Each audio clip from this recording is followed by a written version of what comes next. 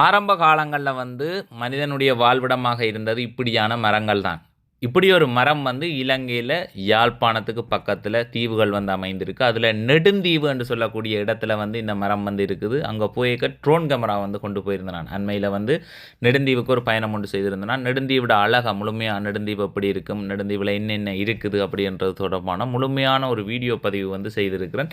அதை பார்க்க நினைக்கிற உறவுகள் இந்த டிகே வன்னி என்ற இந்த யூடியூப் தளத்துக்கு வந்துட்டீங்கன்னு சொன்னால் முழுமையான காணொலியை பார்வையிடலாம். இந்த வீடியோவை நீங்கள் இப்போ தான் பார்க்குறீங்க அப்படின்னு சொன்னால் மறக்காமல் ஒரு சப்ஸ்கிரைப் பண்ணி உங்களுடைய ஆதரவை தாங்க. இதான் பெருக்கு மரம். நெடுந்தீவில் இதை பெருக்கு மரம் அப்படின்னு சொல்லினோம். ஆனால் இந்த மரத்தில் ஃபோட்டோ இந்த வீடியோக்களை பார்த்துருக்கிறேன். வேறு இணையதளங்களில் இதை யானை மரம் அப்படின்னு சொல்லி நம்ம ஆப்பிரிக்காவில் ஒரு இடத்துல இதை யானை மரம். இங்கே பெருமளவான நீரை இந்த மரம் கொள்வனவு செய்து வச்சிருக்கும்.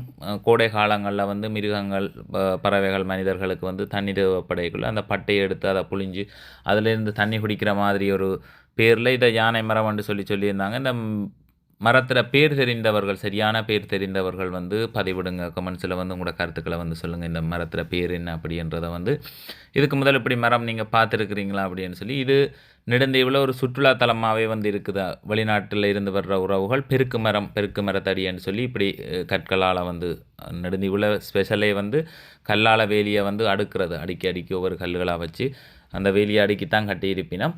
அந்த இடத்துல அமைந்திருக்கிற பெருக்கு மரம் இதுவும் ஒரு டூரிஸ்ட் பிளேஸாக தான் இருக்குது. அங்கே 10க்கும் மேற்பட்ட இடங்கள் இருக்குது போய் பார்க்கக்கூடியது.